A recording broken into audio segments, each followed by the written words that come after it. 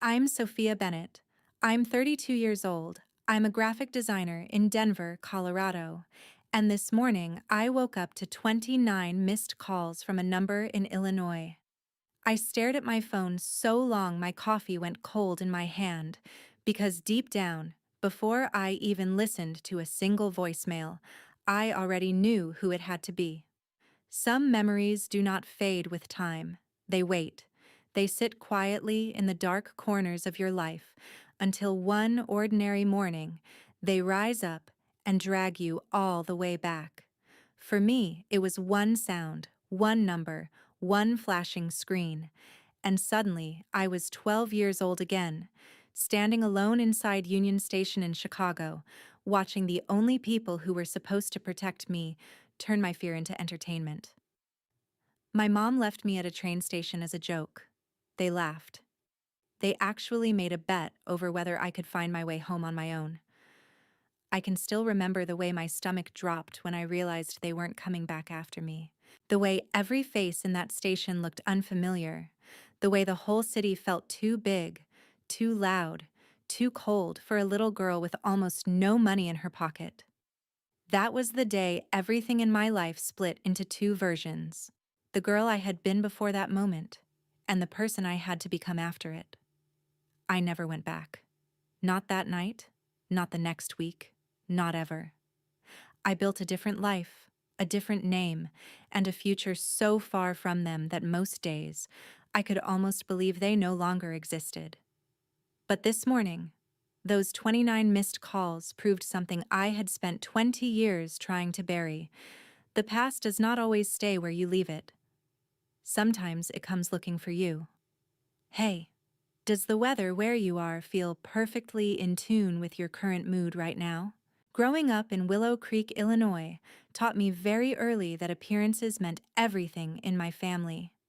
To our neighbors, we looked solid and respectable, the kind of middle-class American family people pointed to when they wanted to talk about hard work and good values.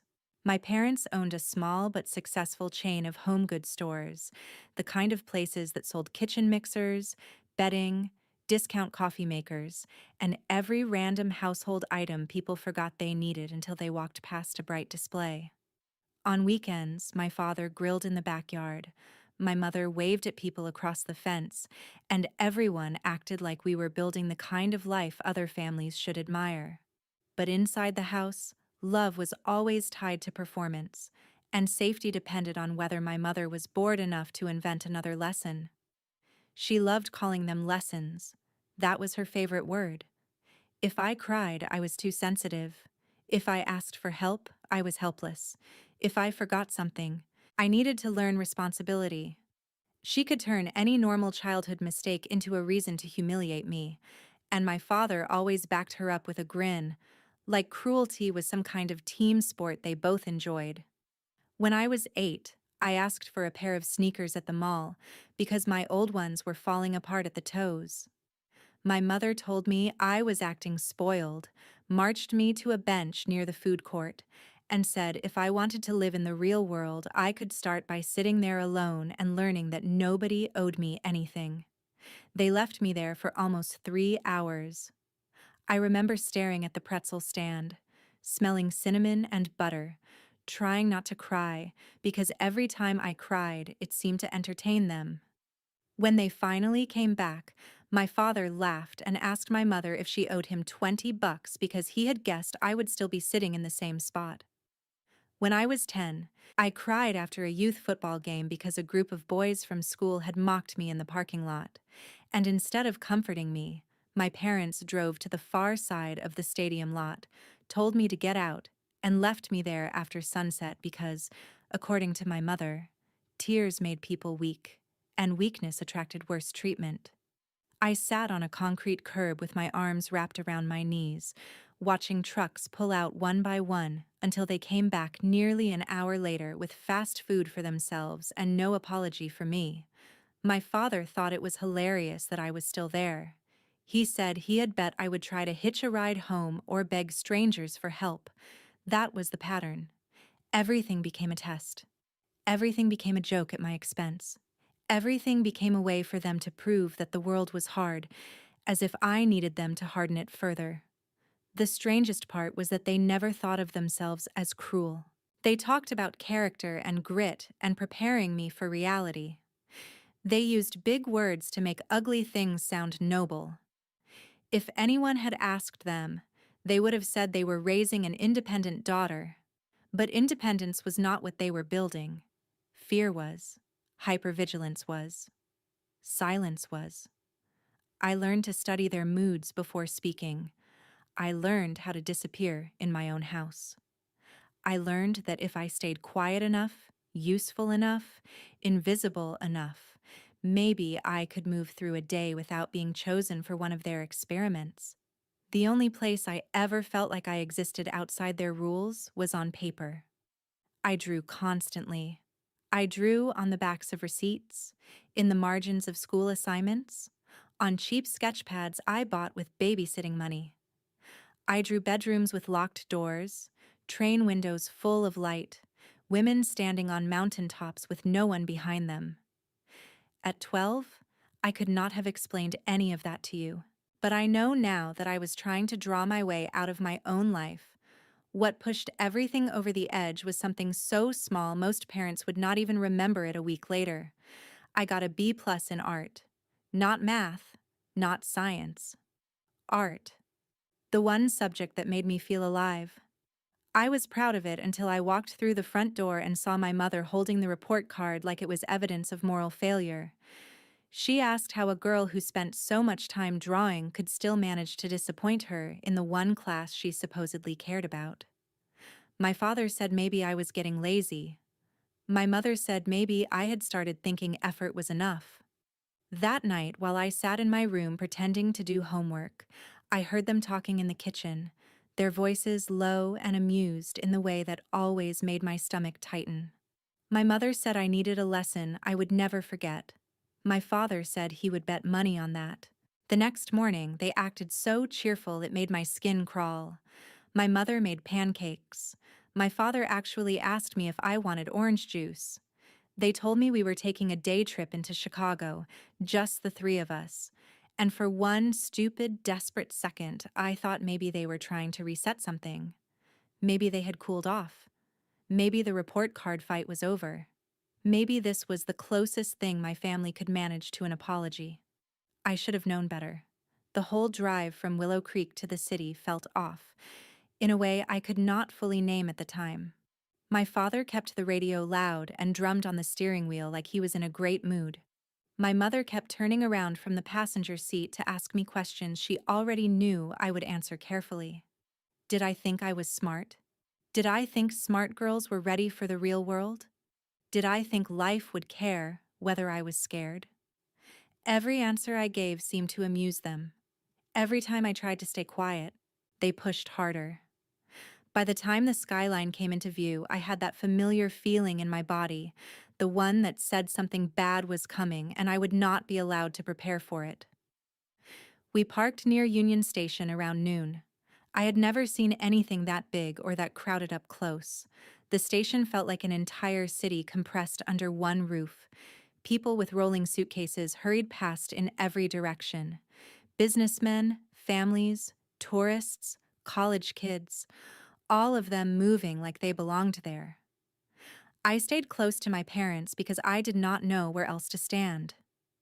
Inside the main hall, my mother pointed to a huge pillar near the entrance and told me to wait right there while they moved the car and grabbed lunch.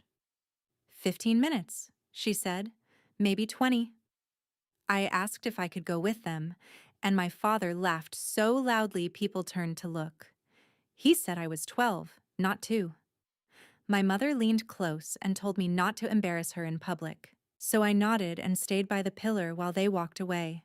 I remember checking the big station clock over and over. 15 minutes passed, then 30, then 45. At first I kept telling myself the parking was bad or the food line was long or they had gotten turned around. An hour in, my chest started to hurt. An hour and a half in, I could feel panic rising so fast it made my hands shake. I had $9 in my pocket.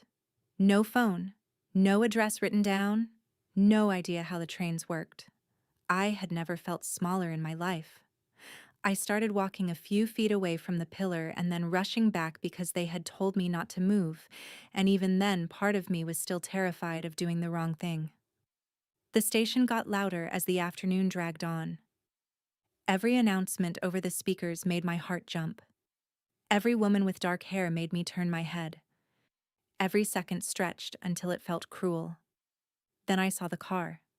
Through the front windows. Moving slowly past the street outside, I saw our car glide by. My whole body jolted with relief so strong I almost laughed. I ran toward the glass, waving both arms, and for a split second I actually thought they had come back. My father was driving. My mother was in the passenger seat. Both of them were looking right at me. My father smiled first. Not the relieved smile of someone who found a lost child. The smile of someone watching a punchline land exactly the way he hoped it would. My mother rolled down her window and leaned out just enough for me to hear her over the traffic. She yelled, "I bet $50 you cannot even find your way home." Then she laughed. My father laughed with her. He lifted one hand off the wheel in this stupid little thumbs up, like they were congratulating themselves for being clever. Then the car moved on and disappeared into traffic. That was the moment the world changed shape for me. It was one thing to fear they might forget me. It was one thing to suspect they were teaching me another lesson. It was something else entirely to see them choose it, to watch them enjoy it, to realize that my fear was not a side effect of what they were doing. It was the point.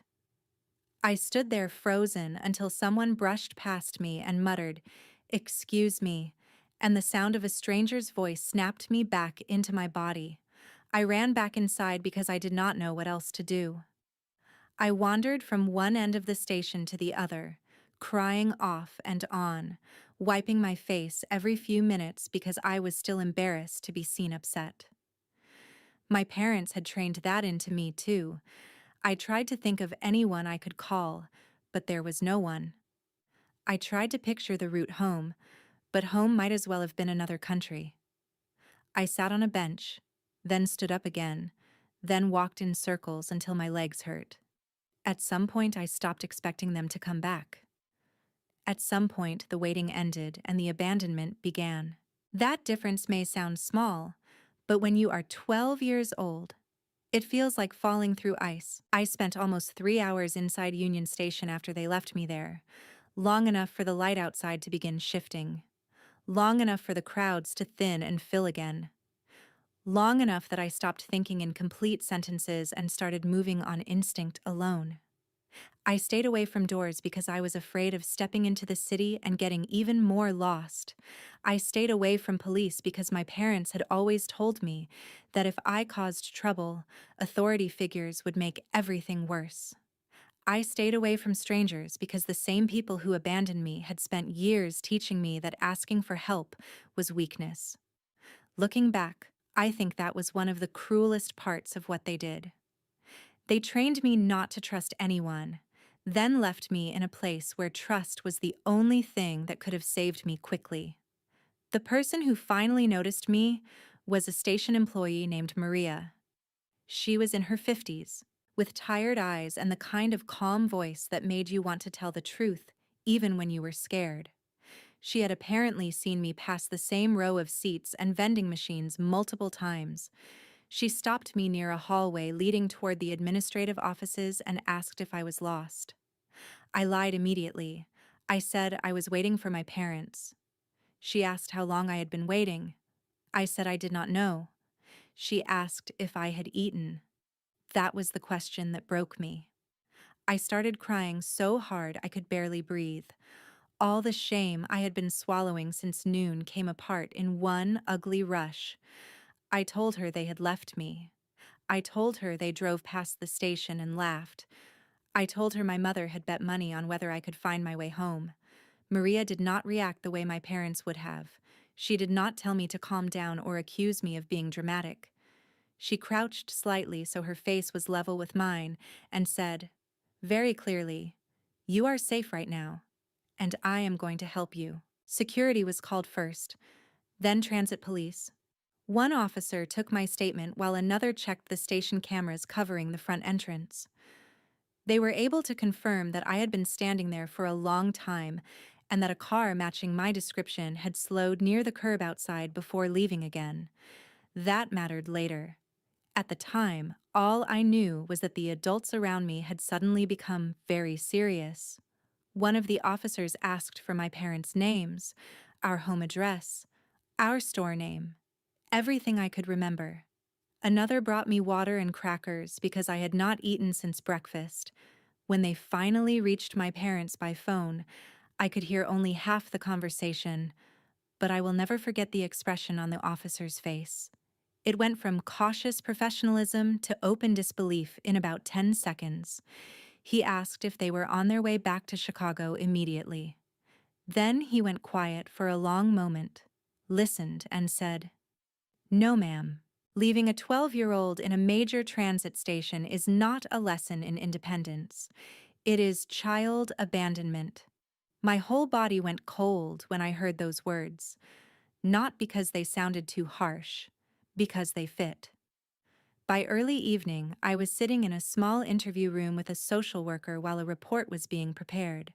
She explained that because my parents were refusing to return right away and were still insisting this had been a parenting decision, I could not simply be sent home even if they later changed their minds.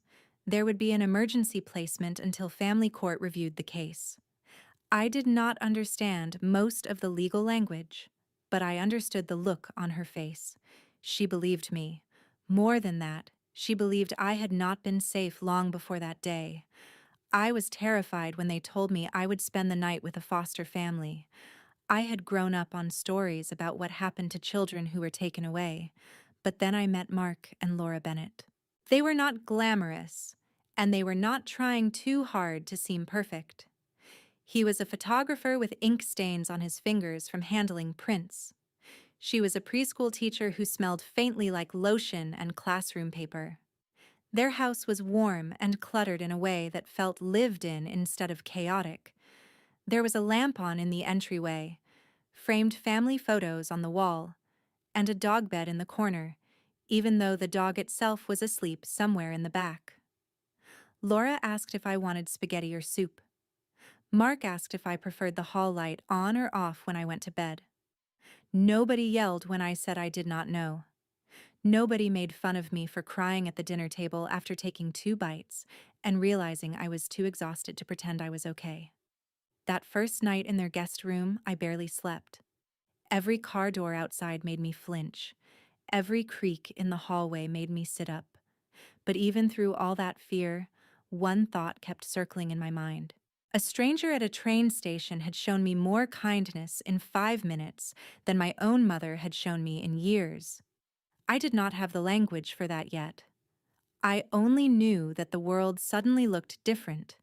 And once you see that other people are capable of protecting you, it becomes impossible to keep calling cruelty normal. The days that followed felt like living inside somebody else's life. I went from the Bennett house to meetings with social workers, then to therapy evaluations, then to a family court building downtown where adults spoke in careful voices about my future, like it was both fragile and urgently important. My parents showed up with a lawyer and the exact same attitude they had always had at home. Calm, offended, slightly amused that anyone was taking this so seriously.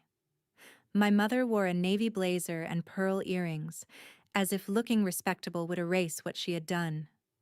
My father kept leaning back in his chair with his arms crossed, like this was all an inconvenience he would eventually outlast. They did not deny leaving me at Union Station. That was the unbelievable part. They admitted it. They just insisted it had been controlled, educational, necessary.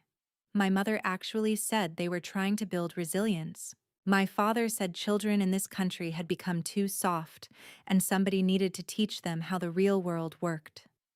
I sat across from them listening to this and realized something that changed me almost as much as the train station itself. They were never going to become the kind of parents who understood what they had done. If they had been capable of that kind of honesty, they would have turned the car around before they ever hit the freeway. The court-appointed therapist's report described a pattern of emotional abuse, humiliation, neglect, and escalating endangerment. Those words were not mine, but hearing them out loud felt like oxygen entering a locked room. For years, I had thought my childhood was somehow my fault, because that was easier than believing the people in charge of me were choosing harm on purpose. The report made it plain. This had not been a misunderstanding. It had not been a strict parenting style. It had been abuse dressed up in middle-class language. When the judge finally asked if I wanted to return home while the court monitored the family, I said no. So quickly, the answer seemed to shock even me. My mother stared at me like I had slapped her. My father muttered something under his breath about ingratitude. The judge did not flinch. The next phase was supposed to be a path toward reunification. Parenting classes, family therapy, supervised visits, regular reviews. A long process designed to give my parents a chance to prove they could change. On paper, it sounded fair. In reality, my parents treated it like a public insult. They hated the idea of being evaluated. They hated the idea of oversight. They hated that teachers, therapists, and court officers now had access to the private face of the family they had spent years polishing for everyone else. My father complained more about the damage to the store's reputation than he did about losing custody of me. My mother kept saying she would not let the state tell her how to raise her own child.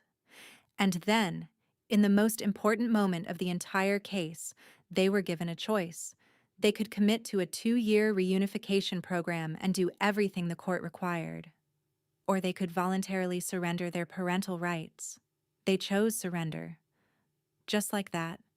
My chest did not break in the courtroom the way you might imagine. It went strangely still. I had spent my whole life trying to be good enough to keep them from turning on me, and in the end, they gave me up rather than admit they were wrong. That was the truth that stayed with me longest. They did not lose me because the system stole me away. They handed me over to protect their pride. After that, things moved faster. The Bennetts were already licensed foster parents, and over the following months, they became something else entirely. Mark started setting aside old photography magazines and art books for me because he had noticed how often I drew. Laura would knock before entering my room, which sounds like such a tiny thing until you grow up in a house where privacy does not exist. They learned what foods made me anxious because of old punishments tied to dinner. They stopped asking me to make eye contact when I was upset. They did not demand love or gratitude or instant trust. They just stayed. Steadiness can feel almost supernatural to a child who has never had it. The adoption was finalized after enough time had passed for everyone to pretend the process was orderly, but emotionally it had already happened long before the judge signed the final papers. When I was asked if I wanted to change my name, I did not hesitate. Jennifer Caldwell belonged to a girl who had stood in a station with $9 in her pocket and no idea if she would be alive or dead to her own family by the end of the day. Sophia Bennett belonged to somebody else, somebody with a room of her own, a desk with drawing supplies, a family that did not laugh when she was afraid. I still remember the first night after the adoption was official. Laura put fresh sheets on my bed like she always did on Sundays. Mark left a new sketchbook on my desk, and nobody made a speech about how lucky I should feel. They acted like I had been theirs all along. That quiet certainty healed more in me than any dramatic moment ever could. It taught me that real love does not test you to prove you deserve it. Real love makes room for you before you know how to relax into it. Healing did not happen all at once, and it definitely did not happen in a straight line. People love stories where one act of rescue fixes everything, where the damaged child instantly blossoms the moment she is placed in a better home. My life was not like that. For years, my body still reacted to kindness like it might be a trap. If Laura told me she would be back in 15 minutes after running to the store, I had to fight the urge to stare out the window until her car returned. If Mark was late picking me up from an after-school event because traffic was bad, I could feel panic building so fast it made my hands numb. I hated waiting in public places. I hated being told to stay put. I hated the phrase, "I will be right back." Therapy helped, but it was slow work. The kind that forces you to say ugly truths out loud until your nervous system slowly starts believing what your mind wants it to know. I learned the words trauma and emotional abuse and hypervigilance. I learned that being hurt over and over does not make you stronger in the way cruel people claim. It makes you adapt to danger. It makes you brilliant at survival and terrible at rest. Through all of it, the Bennetts never rushed me. They came to school events, helped with homework, remembered what topics triggered me, and let me keep my bedroom door closed when I needed space. They did not try to erase what had happened. They helped me build a life large enough that it was no longer the only thing defining me. Art became more than escape. It became structure, language, proof that I could make something beautiful without anyone's permission. I poured myself into it through high school, then into college applications, then into every portfolio review and late-night studio session after I got into the Art Institute of Chicago. Moving back toward the city that had once frightened me was not symbolic at first. It was practical. The school was right for me. The program was strong. But somewhere during those years, I realized I was taking something back. The same city where I had once been abandoned became the place where I built myself. I studied graphic design, worked part-time, went to therapy, and learned how to exist around people who did not require me to shrink. After graduation, I took a job in Denver with a branding firm that specialized in small business identity work. And for the first time in my life, I lived far enough away from Illinois that it felt like geography itself was on my side. Denver gave me space, new streets, new habits, new weather, air dry enough to clear my head. Eventually, I started taking freelance clients on the side, then opened my own studio. I built a reputation for clean visual storytelling, the kind of work that helped people say clearly who they were and what they stood for. Sometimes the irony of that was almost funny. My whole career grew out of the fact that I had spent childhood trapped inside somebody else's lies. I met Alex through a friend at a housewarming party. He was a software engineer, patient in a way that did not feel performative, and very hard to rattle.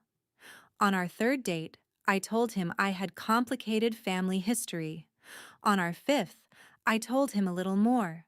Months later, when I finally told him about Union Station, he did not interrupt, did not overreact, did not offer me some lazy line about how everything happens for a reason. He just reached across the table, took my hand, and said, "That should never have happened to you." The simplicity of it nearly undid me. We built our life the same way I had rebuilt myself. Slowly, deliberately, with room for honesty. We got married in a small ceremony with Mark walking me down the aisle and Laura fixing the back of my dress while trying not to cry. We adopted a rescue dog named Max, a mutt with one torn ear and the cautious soul of something that had also been left behind too early. I blocked every account my biological parents ever tried to use to contact me: Facebook, Instagram, old email addresses. I even changed my phone number once after a holiday voicemail from an Illinois line left me shaking for an hour. I did not talk about them unless I had to. I did not visit Willow Creek. I did not use my old name. Most days I could go entire weeks without thinking of Jennifer Caldwell at all. That was the life I had built by the time the missed calls came in. A good marriage, a studio with steady clients, morning walks with Max, dinners with friends, Sunday calls with Mark and Laura. A life so quiet and whole that sometimes I wondered whether peace always felt this strange to people who had not grown up fighting for it. Then my phone lit up with 29 missed calls from Illinois, and the ground beneath that piece shifted. There was a voicemail, then an email from an address I did not know, then a message request on LinkedIn, the one platform I had kept public because of work. That was the detail that made me understand this had taken effort. Someone had been looking. Someone had finally connected Sophia Bennett to the girl they had once laughed at through a car window. I sat at my kitchen counter with the phone in my hand while Max pressed against my leg and Alex watched my face turn white. I had spent 20 years making sure the past stayed buried. Whatever was happening now had dug it up with both hands. The voicemail was not from my mother. It was from my younger sister Hannah. I had not heard her voice since she was a little girl following me through the hallway in mismatched socks, too young to understand why the air in our house always felt charged. Her voice sounded older, rougher, the way voices do when life has pressed hard on them. She said our mother had late-stage cancer. She said our father had suffered a mild stroke 6 months earlier. She said the stores were gone. Not struggling. Gone. One by one, closed or sold off at losses. After the family story I thought had been buried in court records resurfaced in the worst possible way for them. A relative had posted about the train station incident in a local Facebook group after my mother, in a stunning act of hypocrisy, left a comment on someone else's parenting post about how children today needed stronger discipline. That one comment opened the door. Old neighbors started talking. A retired court clerk, who should probably have minded her own business but did not, hinted that the rumors were true. Someone found an old newspaper brief about a custody matter tied to a minor abandonment investigation. Then, a former employee from one of the stores chimed in about what my parents were like behind closed doors. The image they had spent decades curating collapsed in public, fast and ugly. Customers stopped coming. People drove to bigger chain stores in the next town rather than give them another dollar. Church friends went quiet. Civic groups stopped calling. Willow Creek, which had once protected them with gossip and politeness, turned on them with the same tools. Hannah said they were living in a subsidized apartment outside town now. No house, no stores, no standing, no version of the old family left to hide inside. Then she said the line that told me exactly why there had been 29 missed calls instead of one respectful message. They wanted me to come back. Not because they had suddenly become different people. Not because time had made them brave enough to face the truth. Because they were out of options and terrified of dying alone. I asked Hannah why she was calling if she knew I had every reason not to answer. There was a long pause, and then she said, "Because I wanted you to hear it from someone who is not lying to you." She told me she had cut contact too, not years earlier, but recently, after becoming a mother herself, and finally requesting copies of the court paperwork to understand what had really happened when I disappeared from the family. Our parents had spent years telling her a watered-down version, that I had overreacted, that the state had overreached, that I had been manipulated by foster parents who wanted a daughter. Hannah said reading those records felt like being hit by a truck. She looked at her own little boy after that and realized she could never let people like that near him again. Hearing that should have made me feel triumphant. Instead, it made me feel tired in a place deeper than anger. She asked if I would come. I said I would think about it. Alex told me I owed them nothing. Laura told me whatever I chose. It had to be for my peace, not their comfort. Mark said very quietly that some people only look for the bridge after they have burned the house down. I sat with that all night. By morning, I knew one thing clearly. I was not going back to save them. I was going back to end it in my own voice. I flew into Chicago 2 days later and drove the rest of the way to the hospital where my mother was receiving treatment. The room smelled like disinfectant and stale fear. My father looked older than I had imagined, smaller too, as if illness and disgrace had finally stripped him down to the ordinary man beneath the performance. My mother still had that instinctively arranged face, even half sick, like dignity was something she could apply like lipstick. For a second, nobody spoke. Then my mother started crying before I had even sat down. Not a quiet cry either. The kind built to pull focus. She said my name. My old one. I corrected her once and only once. Sophia. She nodded, dabbing at her face, and my father said they had made mistakes. Mistakes.